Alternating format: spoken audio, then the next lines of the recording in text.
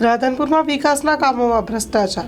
રાધનપુર તાલુકાના પ્રેમનગર ગામ ખાતે થયેલા વિકાસના કામોમાં ભ્રષ્ટાચાર થયેલ હોય તેવા ગામ લોકોના આક્ષેપ સાથે તપાસની માંગણી કરતા તાલુકા પંચાયતની ટીમ પોલીસ બંદોબસ્ત વચ્ચે તપાસ માટે પ્રેમનગર ગામે પહોંચી હતી।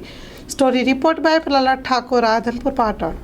એમાં ગામના વિકાસના કામમાં લગભગ 1.5 કરોડ સમથિંગનું કૌભાંડ થયેલું હતું।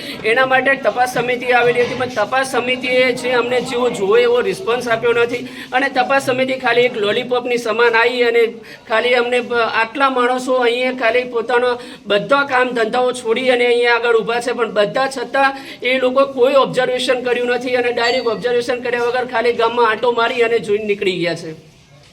તમે કેવા પ્રકારના કામોમાં ભ્રષ્ટાચાર થયો હોય તેવી માગણી આઈટીઆઈમાં કરી હતી? મેં સાહેબ ગામના અંદર જો આજ દિવસ સુધી ગામના આટલા લોકો અહીંયા તમારી સાક્ષીમાં હાજરી છે, પણ જ્યારે સફાઈનું આજ દિવસ સુધી 0% આ ગામની સફાઈ છે। ગામનું બોર્ડ પણ દેખાતું નથી, એકદમ 0% સાફ સફાઈનું છે।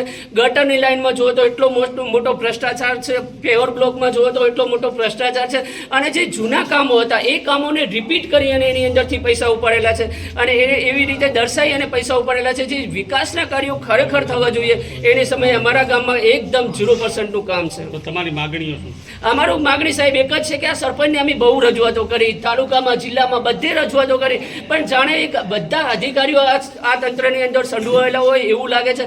અમને વારંવાર અધિકારીઓનું પ્રેશર આવ્યું, જે રિટાયર્ડ જે અહીંથી અધિકારીઓ જે બીજી જગ્યાએ જતા એ લોકોએ અમને ઓફર આપી કે તમારે શું જુએ છે, કેટલા પૈસા જુએ છે, આવી અમને ઓફર આપી, પણ સાહેબ અમે અમારા આરટીઆઈ કરી છે, મેં અમારા ખિસ્સા ભરવા માટે કે અમે યુવાનોએ ખિસ્સા ભરવા માટે નથી કરી, એક ગામના હક અને અધિકાર માટેની આરટીઆઈ કરેલી છે સાહેબ।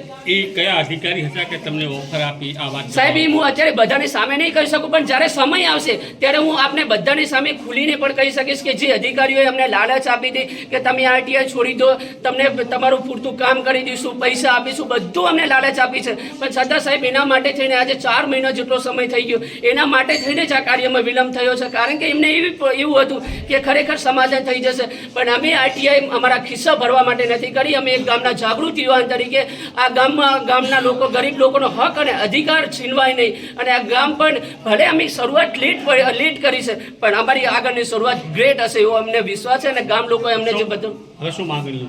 અમારી માગણી એક જ છે કે જે સરપંચને જે પોતાના યુવાનો થકી, જે ગામના આગેવાનો થકી જે સરપંચને ચૂંટ્યો, ખરેખર એને વિકાસલક્ષી જે કાર્ય કરવા જોઈએ એને વિકાસલક્ષી એક પણ કાર્ય કર્યું નથી। આજે યુવાનો રજડી રહ્યા છે, આગેવાનો રજડી રહ્યા છે, ઘણા લોકોએ પોતાના એક દીકરા સમાન તરીકે એમને ચૂંટ્યા, ત્યારે ઘણી બધી આશા અને અપેક્ષાઓ હતી, એની અમે એકદમ 0% કાર્ય કર્યું છે। તો અમારી એક જ સરકારશ્રીને વિનંતી છે કે ખરેખર આવા લોકોને જો તમે પદ ઉપરથી નહીં હટાવો તો આ ગામમાં ખરેખર આ ગામ દેવામાં ડૂબી જશે। આ ગામમાં જે વિકાસ થવાની જગ્યાએ આ ગામ બહુ નીચે દબાઈ જશે। તો મારી વિનંતી છે કે આવા લોકોને તાત્કાલિક સસ્પેન્ડ કરવા જોઈએ। શું નામ તમારું? મારું નામ ઠાકોર ભરતભાઈ બાબુભાઈ છે। એ કરેલી હતી, એમાં ગામના વિકાસના કામમાં લગભગ 1.5 કરોડ સમથિંગનું કૌભાંડ થયેલું હતું।